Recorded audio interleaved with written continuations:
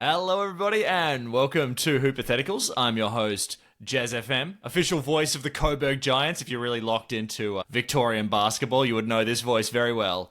That's green for 3. And then I am joined here by the man in the middle, Tom Nixon, Hot Take Machine, and Bucks Diehard, along with myself. How's things, mate? Yeah, good, mate. It's good to be back. Very exciting time in the NBA at the moment with the trade deadline coming up. Lots of talk, which we'll be getting into. But before we do, let's keep it domestic. Where are we at with season-wise with the Coburg Giants, mate? The real season kicks off in about a month's time, so that's where these vocal cords will be doing double duty on both Hoopatheticals and the court. Well, I don't mind you moonlighting at the moment, mate, but once this bad boy blows up, we may have to have a conversation about where your allegiances really do lie. But for now, the Coburg Giants can share custody with Hoopatheticals, and all the best to the Giants. Go Giants. Go Giants, go Giants. Well, Tommy, I reckon let's jump straight into our first segment here. We're going to be talking about trades. Let's jump into our segment where we're going to look at the NBA stock market. Let's jump into Bank Shot.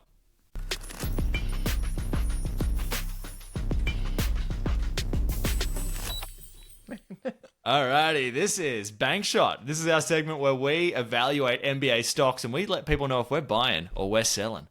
Tommy, what's your economic forecast for your first topic? There's a lot on the market at the moment, mate. And as the great Warren Buffett once said, when everyone is greedy, you have to be conservative, careful. And when everyone's careful, you have to be greedy. And so that's really the, philosophy I'm going in with this edition of Bank Shot. I wanted to start off. We've got to get some of the big names here. Come on now. I'm starting with Bradley Beal. He's been in lots of chats coming off the bench from the Suns. He's obviously not happy. We've all seen the videos of him excluded in the timeouts, in the huddles. Vibes clearly not there. But you know what? When most would be selling their Bradley Beal stocks, I'm purchasing them. People may think he gets paid too much. I feel the Beal, baby. And people may think he gets paid too much for his age. He's got that no trade clause. You know, there's issues with his output at the moment, obviously not performing at the amount that he's being paid. But I have heard it on good sources, which is basically that I've just saw something on my scroll the other day, which could be from I just saw it, to be honest, that he is considering waiving his no trade clause so that he may be able to slot in to a team, a destination that he'd be willing to go to, that he's actually willing to make it work, maybe, make some adjustments. And honestly, the fact that he wants to come off the bench, I mean, not to foreshadow too much what we're going to talk about, but a one Jimmy Butler is not happy to do that. So I'm actually buying some Bradley Beal stocks. I'm buying some. You're a Beal-ever. Yes.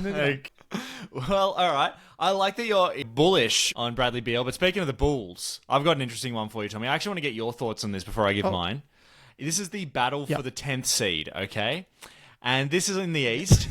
A known battle. Bulls and Philly. The Bulls are ahead by 1 game. To me, this is the battle of the 10th seed. Who is accidentally going to tank this season? Out of the Philly and the Bulls, and it might I remind you, the Bulls, not the worst roster. You've got Giddey, you've got Zach LaVine, you've got Vucevic if you still like him. You got Kobe White, mate. Can you please not put some respect on that man's name for once? I think you've got Torrey Craig still on that team. Man, that'd be dusting him off still. Goodness gracious. So anyway, where are you at? Where are you at with the battle for the 10th seed there? And what stocks are you buying in? Well, actually, I actually do have some stocks I'm buying on the Chicago Bulls. For the record, I do think that they will win the oft-discussed battle for the 10th seed. Get that play-in advantage. Hang the banner down, mate. I'm buying Zach LaVine stocks, actually. He's been having a sneaky good season, a sneaky available season. For someone who clocked all of 24 games last season, please fact check me on that, but I'm pretty sure it's something around there. He's actually been low-key available for the start of this year, or rather the start of the season. And again, not to get into trade talks too much, but mate, I'm buying his stocks, and I'd love to see him come over to Wisconsin and bring his talents elsewhere. All right. So that's just that's where I'm at. Let's jump into the other big one. Yeah, sounds good. Jimmy Buckets. All right, we're buying stock, selling stock on Jimmy Buckets. I'm just going to say, just coming off that last one, for me personally, Call me the Chicago bull market, mate, because I'm buying. Okay? Here's why. Really? You're probably the only person in the NBA who is, mate. I'll put it that way. And that's the perfect time to buy, mate. The stocks are low. I'm buying in right now. So here's what I'm looking for with Jimmy Butler. How is this going to end? There's one of two ways, okay? He either goes to a team he wants to go to, or the Heat just gets mad and goes, you know what? You can go play in Detroit for the rest of the season or something, okay? So they're basically the two ways, depending on how petty the Heat wants to get. It's up to them. If he goes to a good team, I can see Super Saiyan Jimmy mode happening because I can see him being so mad at the Miami Heat that he just turns into that mode that, as Bucks fans, we've seen and we fear. I also just feel like the stock can't be lower than right now. Now, having said that, if he goes to a bad team, this will be a bad buy. This will be a bad buy because he will potentially trash that entire organization so bad they may have to move cities. It's kind of getting to that level. So that's where I'm at. What about you, Tommy? You know what? I want to see him go to the Wizards and then have to just drop to the G League or something. I don't know what you've been Googling recently, but I Googled today worst NBA season, lowest amount of wins by a team. And I tell you what, the Wizards are on track. They can't win more than 3 or 4 more games in the whole season. I think the 76ers are, like, there's the lockout season, like the Charlotte Bobcats didn't win many games, but that doesn't count. A team that doesn't exist anymore, I might add. But the 76ers won like 9 games in like 72, 73. And the Wizards are on track. So I would love to see him go to the Wizards. I just want to say something quickly about that, Tommy. I feel like, you know, when you hear people put up Wilt Chamberlain numbers, that's like usually really high numbers. I feel like when you start talking about lockout seasons, we're starting to enter some that's the Wilt Chamberlain of negative numbers. And I'm proud of the Wizards for hunting that down.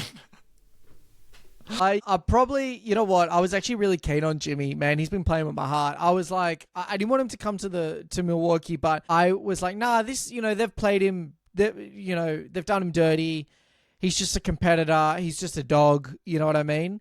But now I'm like, I don't know, man. Like, if everyone's the problem, doesn't that mean you're the problem? And whatever team he goes to, they're going to pay way too much, like in assets, capital, all that. And it's not going to be worth it. But also, like, he's not going to want to go to he's not going to want to go to the Kings. He's not going to want to go to Utah. He's not going to want to go... You know what I mean? And I'd love to see him go to LA, like Lakers. I think that'd be hilarious. I'm pretty mid. I'm probably holding my Jimmy stocks. Maybe selling a couple. Maybe holding them. What else you got for me, Tommy? What else are you seeing on the market there? I'm actually just going to stay in... I'm going to stay in Miami for a second. I don't know if you're familiar with one Kel'el Ware. Are you familiar with this individual? He is the affectionately known as Timu Wemby. And I'm buying, baby. He's, I don't know, picked 35.5 from, you know, whatever it is. But he cooked us the other day. We still won, but he absolutely cooked the Bucks. And I'm buying big. I want my Timu Wemby, and I'm buying them stocks. That's good. Hopefully it's at Timu prices, my friend. I tell you what I'm buying stocks in. Podcasters turned coaches. LA Lakers currently in the 5th spot in the East. JJ Redick GOAT season. Are we about to see more podcasters turned coach? Will we see Theo Von discussing Vorps with Mamadi Diakite sooner than we thought is what I'm asking. So, Tommy, where are you at with the buying stocks on podcasters turned coaches? Big love for Theo, just as a shout out. I mean... I would love to see Paul George, just to roast him again because we hate him on this podcast. I'd love to see him go from NBA player to podcast to coach. Very similar to JJ Redick, I must admit. Although JJ, there wasn't the overlap as much, I'm not sure. Yeah, I'm probably buying. Draymond, Pat Bev. I can see it happening. I can see that happening. That Bev, a guy you want a sort of a steady head, known for his controlling his temper and not throwing balls at fans on the last game of the season. Single-handedly ended his own NBA career. What an absolute... I've got one more for you, mate. De'Aaron Fox. Not sure if you've heard the rumors that came out today. I'm probably buying, to be honest. I don't know what the Kings organization are doing in general. And as a little aside, there'll be more Kings chat as we go on. But but I'm buying Fox stats. He's tanked his stock at the moment. He's been playing like absolute garbage in the last kind of 2 weeks, but he's got potential, and I'm buying big, baby. Wow. Well, we know Tommy gives a fox, and that's good for us. Let's buy those stocks. Stocks Fox. All right. Well, Tommy, let's jump into our next segment because we've got to talk about Khris Middleton, someone else who's been sort of name floated around on the trade rumor mill. But before we do that, let's jump into our segment, Bucks Chat.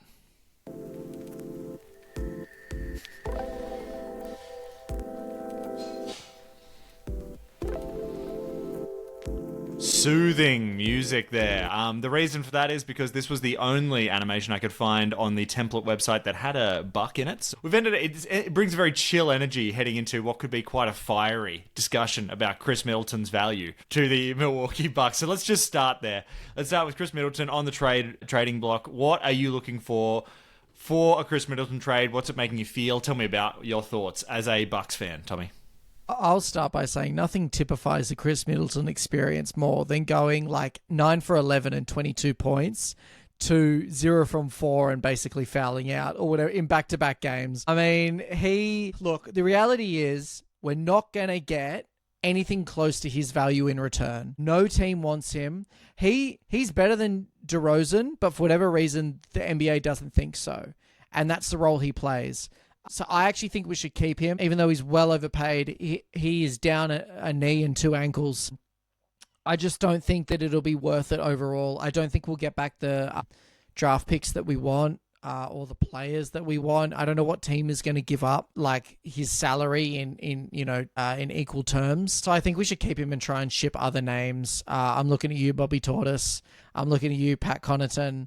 I'm looking at you, Marjon Beauchamp. I also like, and this is coming from someone who is frustrated by K-Mid. Like, it's not his fault, but it also is. But I want the best for the Bucks, and yeah, we could try and ship him. I just don't think it'll work in our favor. What do you think? Yeah, I think the time to ship Middleton was last summer, if we were going to do it. Yeah, and we just didn't do it. So I think that where we're at, you're right. He is a better asset to the Bucks than he is to other teams. The reason being, he is the best person at unlocking Giannis in a pick and roll. Yeah. Their chemistry is over a decade old at this point. So what you're getting from that, you can't replace that. You know, unless we're getting like Chris Paul or someone that really understands a pick and roll, you're not even going to get that. And even then, I'd rather have Khris Middleton than Chris Paul. Yep. Problem is, he is getting absolutely burned by anyone younger than the age of 32. He has become a traffic cone. And so that's hard to watch. And what you got last season when he played was consistent scoring. And he's been a bit inconsistent this time. I still in my heart believe every shot's going in, like he does. But then you see it sort of fly off the side of the room and you go, what's going on? Where's the Khris Middleton that can just kind of take anybody? So, look, I think he's going to get back in a rhythm. I think he's probably just out of a rhythm at the moment. But to be fair to Khris Middleton, his career has been a bit about inconsistency. Now, he's been like this even when he was good. Like if you remember, even like our playoffs run, like he was great, but he had absolute stinker games. And again, this Portland game today, he comes in and in like 3 minutes has 3 fouls and has to get subbed out until the third quarter. And it's like, yeah, sorry, I interrupted. Yeah, no, I was just going to say, like, I think what we're not going to get back, someone who's as good of a point guard as him, because he really runs the offense. He's a really good person to have the ball because he's going to move it. He's going to find people that are open.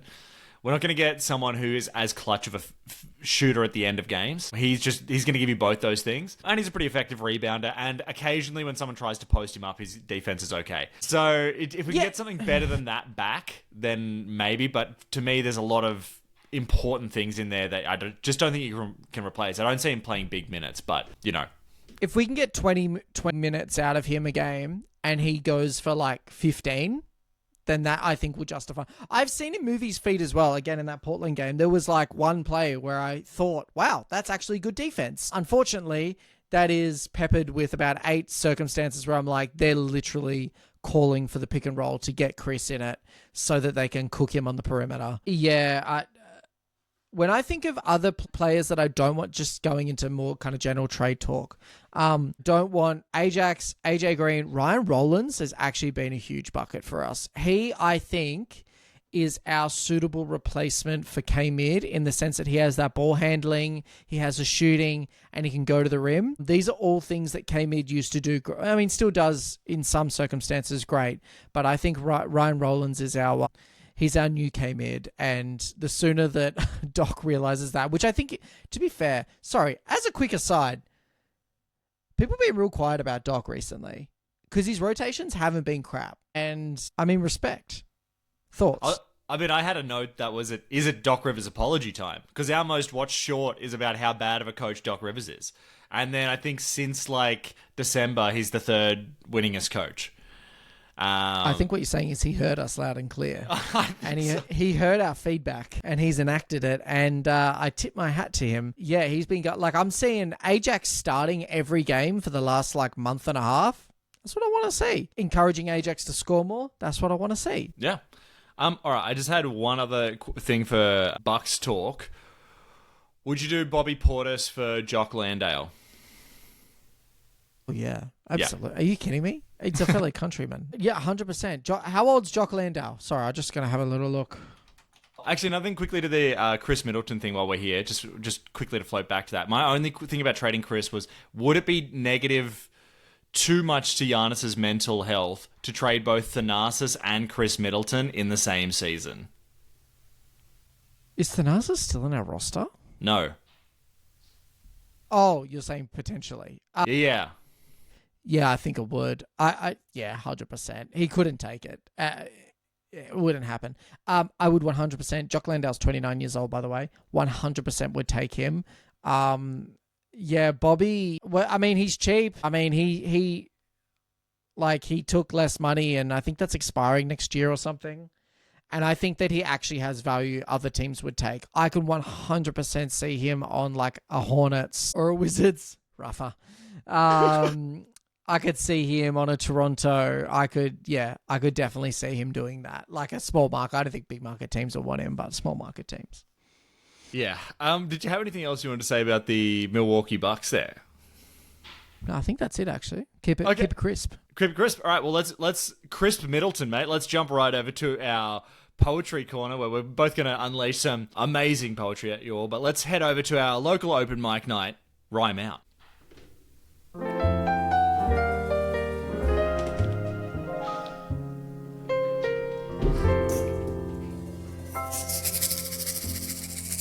Oh, it's not quite beautiful. On brand, A little bit of light percussion there from us. Welcome to Rhyme Out. This is our basketball poetry segment where we take something associated with NBA basketball and we do a nice little poem about it. Now, Tommy, I know you've got two today, so kick us off, mate. Welcome to the stage, Tom Nixon. Thank you. This is a haiku I've written. Very on brand for today's conversation. I hope you enjoy. Suspended again. Jimmy forcing his way out. Please not to the Bucks. Thank you. Wow, Jimmy Butler haiku. That was actually extremely efficient. You know what, Tommy? I think you can just jump straight into your second one there because that was... Right? I forgot how short haikus are. So they're literally 3 lines. 575. Real quick. Great work. Thank you. And just so you know, both audience and co-host Jez, next week I'll be unraveling a bit of a longer offering. So please don't think that my specialty lies in short form poetry. But this one is a limerick. So I'm trying to display a little bit of creative range across the globe. Again, trade talks. There once was a team called the Bucks. The Greek Freak, Cash Money, and Dame in the clutch. Title dreams abound, and trade rumours thrown around. For Zach LaVine, is that to ask for too much? Wow, I don't like that it actually poses a question at the end. Yep. Thank you. It's an honour and a privilege. Amazing, Tom Nixon. Amazing poetry there. And just quickly, where are you at with Zach LaVine? If it was Khris Middleton for Zach LaVine, you taking it? Heartbeat. Okay. Wouldn't even think about it. I'd like to see, I don't know if you've seen these very, very convoluted 4-team spanning trade propositions banding around the internet. But yeah, I'd take it. Everything that I've said about K-Mid, it'd be hard to get that value back. But I do think that Zach LaVine with his efficient season, he's also younger. I think he's only 29 or 30. So he's kind of looking for, he's in that pocket. I think the game, sorry to go back to Bucks chat, the game that we're playing is extend the window for potential championship. Giannis is still arguably in his prime, I'd say. Definitely. He's probably got another maybe 2 or 3 years where he's this dominant, and then he's going to start getting into his Dirk phase, which we're already starting to see. And he's going to start going from averaging anywhere from 28 to 31, 32. He's going to start averaging 25, 24. Assists are going to stay at that 7, 8 level. Boards are probably going to go at 7, 8. And then he's going to try and turn into a LeBron kind of old school, late career Dirk. But we need to extend that. Dame was good, but obviously he's also older. But we need someone who's a bit younger who can be a genuine third option. I think Zach really fits that bill. What are your thoughts before I introduce you up to our Palms Corner? My only thinking is, I think that we've already kind of pot committed to being an old team. So I think if we're going to be an old team, let's be old. And let's do the John Horst special here. And just, for me, if we're going to be old, let's play into our old, the benefits of being old. And that is just, having a good head on our shoulders in the playoffs. That's really where we're going to be at. We've got enough with the young kids, like the Ajax, AJ, that I think we've got enough to build there because they're both really good role players for what we're trying to do. And so I think once Dame or Khris is sort of out of the picture, it's about kind of finding something else. But yeah, I just don't know, because for me, Zach LaVine's a little too ball heavy, and we've already got 2 people that need the ball too much. So I just don't that's what I like about Khris Middleton. Can play a role if he needs to. But anyway, that's enough from me on Zach LaVine for the moment. Yeah, I'd take him over Jimmy. If we took Jimmy, we need to have an emergency pod about that because that would be just too much. But look, enough about that. I'd like to introduce a dear friend of mine. We've been friends since 2009. Poems keep going. This man has the creative range of the rainbow. Comedy, music, poetry, song and dance, you name it. I've seen it. He hosted my wedding. That's what's up. I'd like to welcome to the stage Jeremy. Can I give you a full name? Is that all right? Go for it. Jeremy Alexander Richard Fenton-Menzies. Thank you very much. Thank you. This one's for our Bucks fans. A bit more of a deep cut. This is going to be... Hold on, let me take this off the stand. Oh! There you go. We got to crack it. Hey, got the stand. Here we go. All right. Here we go. This one's... I entitled this one An Ode to Bucks Bigs of Yesteryear. Okay? So we're going to be looking at 3 different Bucks bigs from yesteryear. Thon Maker, so smooth with the rock, good at cashing jumpers, first name should have been Shot. It's a bit of a thinker. It's not. Okay. I'll give you a big, on an island he's no civilian. Call me Tom Hanks in Castaway. I'm calling for DJ Wilson. Wow. You thought that's bad. Get ready for this one, mate. He was a fan favorite too, and you just decimated that man's career more than he could have, which is saying something. Well, get ready if you want to if you like that rhyme, you're going to love this one. And finally, for the man who never smiled or looked silly, it's the man from East Europe, Sandro Mamu-Kelishvili. That's actually really good. I like that. Thanks. Thank you very much. Out of all those, I think Mamu-Kelishvili is the only person still in the league. Is that right? I don't think Thon Maker's he's definitely not in the league. No. DJ Wilson's been out for a few years. Mamu-Kelishvili, Spurs, I want to say. Spurs. He's a Spurs, yep. Never forget. So thank you. That was... He was an interesting one, Mamu-Kelishvili, because I think they brought him over because they're like, European. Giannis is European. Yeah. They're going to get on. And that I think they hate each other. Like, I saw when they played the Spurs last time, like, Giannis was, like, calling him up to take him on. So I think it's, like, one of those things where it's like, oh, these 2 people are from a similar place. It's probably fine. But, like, they could have had a history of countries that hated each other. Yeah, I was thinking that too. Ethnic tensions or something. Exactly. that the Bucks front office just had no idea about. So, yeah, didn't go well. Yeah, I always wanted, like with so many of our draftees and early I wanted him to be better than what he was. But my brother kept like bricking up threes, and it was hard because he was I feel like did he play power forward or something? Yeah. Like he was a good forward when he got in the paint, but just kept the flattest shot. And it's coming from someone who knows a thing or two about the laser beam. Anyway, well, I don't even know what we got for him. What did we get? I think we'd be lucky to get anything for him, man. We'd be lucky if we didn't have to send a pick away with him. He was pretty rough to watch. Take it.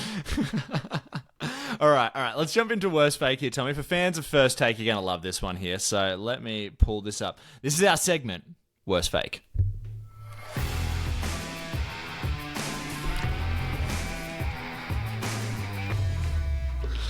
Alrighty, this is Worst Fake. This is our segment where we act like First Take, but it's for segments we know nothing about. So in this, you and I are going to bring both the emotion and passion of a First Take guest to a menial basketball topic, but the problem is we don't know what the topic is or which side we're going to be arguing for until right now when it's revealed by the other person. So, Tommy, do you want to give the suggestion first, or do you want to have a crack at being a guest first? Nah, I'm feeling hot, mate. Give it to me first. Let's go. All right, here you go. I'm ready to go. All right, we've been talking a lot about it, man. We've been talking about the trades, and I thought this one was just a nice, easy one that could be a situation that if I saw it on my social media, I'd probably drop my phone. Okay. But this is, you're on First Take here, or Worst Fake, I should say, and you've got to tell us, Tommy, why the best thing the Bucks could do this trade season is trade for Bradley Beal. Oh, I thought you were going to go somewhere else with that. You know what? This is what I was saying before, mate. He wants a ring. He's willing to take the sacrifice. He's even willing to come off the bench. He is the best replacement for K-Mid. They have commensurate salaries, more or less. He can handle the ball, but he's used to... he's been playing with Booker and KD, so if he's not used to, the ball being in someone else's hands, I don't know who is. He's good for 15 to 20 off the bench. He'll lead the bench squad. Got that leadership in him. And yeah, look, like you said, we got to play old. We got to play to our strengths here. This man's getting on a little bit.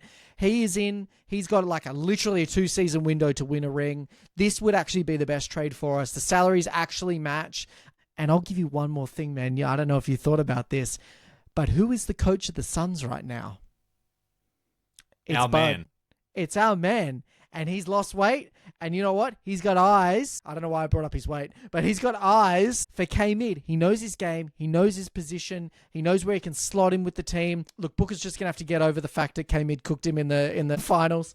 And I think it could really work. They would be the mid-range. I'm talking about the Suns a little bit now. They would be mid-range like machines. So I think it'd be the best thing for the Bucks ever. And I think that it's on brand for Horsty Boy. And I want to see it happen. Bring Beal to the Bucks. Beal to the Bucks. Seal the Beal deal, John Yes, Horst. please. All right. You've actually kind of convinced me there, Tommy. I don't mind it at all.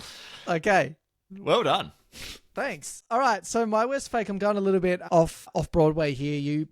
We haven't discussed him today. Not super off Broadway, but they've been a little bit in the chats sort of around the NBA league because they've had such a better season than last season. I'm talking about the Pistons, obviously, who have copped their fair amount of hate on this podcast, quite rightly. Here's your worst fake. Not only will Cade Cunningham win Most Improved Player, which is low-key likely, the Detroit Pistons are going to finish top 6 and they're going to steal a game against Cleveland in the playoffs in the first round. And they're going to be a little bit of a thorn in their side. I want to see them. Tell me how they're going to be competitive in the postseason with a young, kind of aggressive, bully like real Pistons. Give me that. Well, you know what? This does make sense because the Pistons have the thing that every young good team has, which is that they have bodies that can go down. So here's what you're doing. You're getting your heaviest player, and you are just setting some sort of a system where this player runs as hard as possible into Donovan Mitchell, okay? It's a flagrant 2 straight away, and he's tossed. But what you're going for... I'm looking straight at you, big boy. Yeah, exactly. But you're like, you know what? What you've done for us is more important than what you can do on the court. So what we're looking for here is what I'm going to be calling the cannonball approach, which is not looking really to play basketball, but looking to just cause injury. And we do that 1 or 2 games in the series. You're going to start having some players hobbling out there. Now, the good thing about the Pistons is they're deep because They're deep as a mid-level team can be because they just have no star power. So they've got no one hogging the salary. So you can just roll these players. They're each replaceable as each other. And you know what? You get enough injuries and you get enough of a night where Sam Merrill thinks he's hot and he just isn't. And all of a sudden, bang, there's a win. That's what I'm saying. Now, to get to the 6th seed, obviously the cannonball approach isn't going to work. That approach is just simply going to be just Cade time and you're just going to have to hope he turns into that sort of Russell Westbrook from his MVP season. That's kind of what we're looking for there. Yeah, I can just see Evan Mobley basically getting eaten in the first round and just getting destroyed. So I feel like it's low-key possible. Yeah. But yeah, do I really see this happening? No. Okay. The only way I see it happening is if Indy, which is just a sort of an up and down team, just tanks. I think that's where the answer lies. And whatever happens with the Heat, actually, because the Heat are going to drop out, depending on what their trade situation is. So potentially there's 2 spots up for grabs there. So yeah, maybe. Could be the solution. Actually, that's what I'm saying, because like the Heat, I think the Heat are 6th at the moment, but they're like, not even Timu Wemby's going to get them through. So it's possible. All right. We've done basically everything, but Tommy, it might be time for us to turn to our conspiracy segment here. Redacted. All right, everybody, put on your tinfoil hats because we're going to enter the conspiracy zone of the NBA. Okay? This is not something you're going to find on a News Nation interview. We're going even more conspiratorial than that. Okay? So, Tommy, we've both brought a little NBA conspiracy. It doesn't always happen, but we've both got one today. Do you want to kick us off? Yeah. I don't know how we haven't talked about this before, to be honest. Okay, great. Why is no one talking about DeMontis Sabonis? This man is averaging 21, 14, and 6.5. Shooting 14.6 and 6.5 boards and assists. Let's have a look at who's on the Kings, right? We've got a washed DeRozan, a head coach that just got fired, or a fired head coach, Fox, who's been inconsistent, as previously said. Keegan Murray forgot how to shoot a basketball. Whoever that redhead dude is, he's also forgotten how to shoot a basketball. He's out here putting up, I would say, almost MVP-like numbers. Embiid won MVP on 30, 10, and 4 or something. So he's 2 out of 3 stats better than Embiid's MVP, which, to be fair, in all fairness, that was a sham anyway. But let's not get started on that one, mate. Let's not. The hat's on. I don't need to get, we don't need to get carried away. But look, mate, the reality is that he's keeping this team together. The Kings are currently 7-3 in their last 10 games. He's been having incredible seasons for maybe the last 2 or 3 seasons. He's only gotten better. No one cares. I don't understand it. I don't know why there's so much disrespect. Is it because his dad was such a good player? Is it because the West is stacked? I don't know why. Is it because the Kings are always kind of middling anyway? But Sabonis, man, I reckon there's straight up a conspiracy about it. No one's people will talk about AD till the cows come home, and he wishes he was as good as Sabonis. Let's be frank. He cooks basically any center not named Giannis Antetokounmpo. I don't know. Do you have an answer? Seriously, tell me, because I need to know. Because he's good. I do have the answer. I can tell you. You're not going to like it, but I'll tell you the answer. I'll hear it. Okay, 2 things. Number 1, the scoring. And that's going to come to my redacted, so just hold steady with that thought, but it's the scoring. And the second thing is I think there's a... You know what? I'm just going to have to get into my redacted to answer your redacted, honestly. I can't, because mine's also about the MVP chat. So let's just get into that, because it's going to answer your question about why Sabonis is not getting picked. So I don't know if you've seen the MVP ladder recently, ESPN's official MVP ladder. Do you know who's at the top? I'm guessing it's either Jokic or Shai. It's Shai. And it's Shai, yeah. I think we need to litigate this a little bit, because it's a bit insane. Look, is Shai having a great season? Absolutely. No doubt about it. Okay. Dropped a 50-point piece the other week. Very good. We are looking at numbers from Jokic, and I'm someone who would vote for the person who's coming third currently in the MVP chats as Giannis, of course, as a diehard Bucks fan. Yeah. But I'm just saying, what we're seeing with Jokic is these are numbers that are literally my career on easy mode stats. It's he's dropping, the name Wilt Chamberlain gets thrown around a lot with him in terms of records he's breaking. Okay? And let's not forget, these are not easy, like, these are not like run-of-the-mill records. LeBron hasn't broken them in his whole time. These are like extremely, like, 30, 20, 15 games. He's Crazy. breaking the records for, like, them. It's just, like, I understand Shai's having a good season. Why is he at the top of the MVP? Well, you can go best player, best team. Okay? Maybe that's the case. Valid. I mean, the Nuggets are in the 4th seed. Yeah, they're And not even Jokic- bad. That's the thing. If they were in the 10th seed, I'd be like, all right, fair enough. They're in the 4th seed, and they're not that many. I mean, sure, they're a couple of games behind OKC, but who isn't? Good for them. Exactly. Yeah. They should win Coach of the Year, no doubt about it. But it's just, like, the stats that he's dropping are wild. And so now to go back to the DeMontis Sabonis of it all, okay? Unfortunately for Sabonis, if Jokic didn't exist, he'd be way more popular. But the problem is, he's the Charmeleon, and Charizard is Jokic, and it's He's just the poor man's Jokic. yeah. It's just it's tough. It's wrong place, cracked the wrong code. time for him. It is. Unfortunately, and so. And like the thing is, they're going to have similar highlights, except Jokic's passes are going to be slightly better. It's just the same thing. So it's just yeah. So unfortunately, that's the reason. And this is to go to my redacted. The only reason SGA is even in the conversation is because people are like, we cannot give this to Jokic again. But I'm So sorry, stupid. I hate to tell you, you're going to have to, because his stats are just nuts. And it's just, I know. it's getting better season on season. I don't know what to say. Like, if he won it 3 years ago, he has to win it this year. And this is coming from someone who's watching Giannis put up a crazy season. But Yeah, again, I have to caveat everything I'm going to say, which is that Giannis is having probably the best season of his career, and people aren't even talking about him.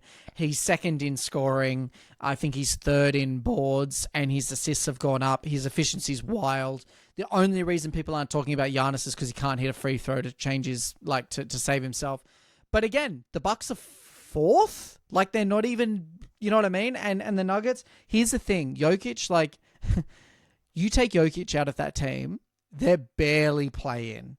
Like, Jamal's been okay. Westbrook's having a decent year, like, all things considered, he's having an okay season. But yeah, people just don't want to give it to Jokic because they're sick of it. And I think that's travesty. My other thing that I will say is the thing that's going to hurt Jokic's, like, greatest of all time sort of conversation or cred is his championships.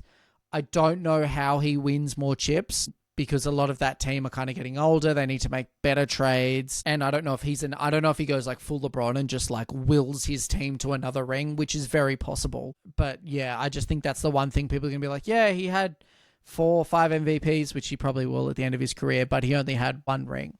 But yeah, Sabonis, man, you're spot on. He is the poor man's Jokic. I reckon if Sabonis was playing like 8 years ago or had the season he's having now 8 years ago, max contract. all-star starter. Yeah, big market team, probably find himself deep in the playoffs every season because he's on the Kings and they're fighting for their lives every year. It's just not going to happen. Yeah. So I think there are 2 things that we need to get the tinfoil hat on, though, because people do need to be checking out Sabonis. I'm sorry that Jokic also exists, but he is also a great player. I also just had a quick nickname that I came up with that I was thinking, what do you think about this? Ajax, I feel like, needs a nickname. I've got one for you. Yay or nay? Just thumbs up, thumbs down. The Wolfman.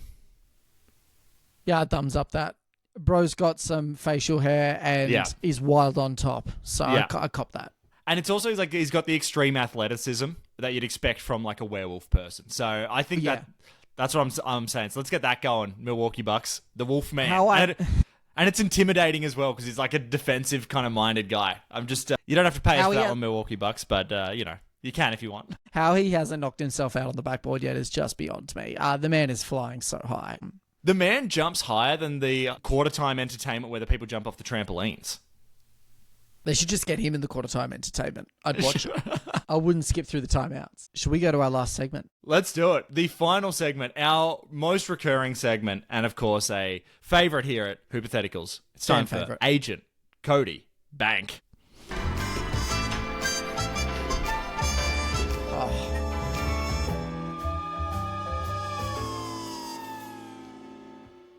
Righty, it is Agent Cody Bank time. And what that means is that, Tommy, you and I will be talking about someone related to the NBA, and we'll be trying to get them the max contract. We're trying to get them the bag. We're their agent. The only thing is, we don't know who our client is until it's revealed by the other person as we are about to do it. And the other stipulation on this one is that we have 45 seconds to sell them, so you've got to be fire sailing every good detail about them. Yep. Tommy, do you want to go first? Yeah, I'm happy to go first. Okay. Well, I've got one for you. We were talking about him before. Yep. Not positively, but that's all right. You're his agent. You know all the positive things about him, and I'm excited here as a team that's looking to add him to the roster to, just you sell him to me. And that person is, of course, our man, Sandro Mamu-Kelishvili. Honestly, this dude, seriously, he's jacked. And he's got a lot of tats. So if you want someone who's going to sit on the bench and bring a bit of colour, I got the dude for you. He's European, which, like in the era of Giannis, Luka, Jokic, that means he's good, right? Go for it. He can shoot the 3 ball. Whether it goes in, doesn't matter. He's got a jump hook. Usually, sometimes goes in. Pretty sure he was in a movie once, like a basketball movie. Put that on the CV. This man is great for trades because he a little bit of cap, not too much, feels it. Great role player, just needs to develop a little bit more, but he's got great build, 6'8", he's kind of pretty solid. I actually think that he's really well fitted for some of those younger teams that just want to run, you know what I mean, and want to play some bully ball. So go with the Kalishvili. Also a challenge for any lazy or complacent commentary teams. This will keep them on their toes. Charlotte Hornets, whilst they're not complacent or lazy, I think that their commentators would really appreciate a little Kalishvili up in Charlotte. You feely the Kelishvili, and I'm starting to feel the Kelishvili.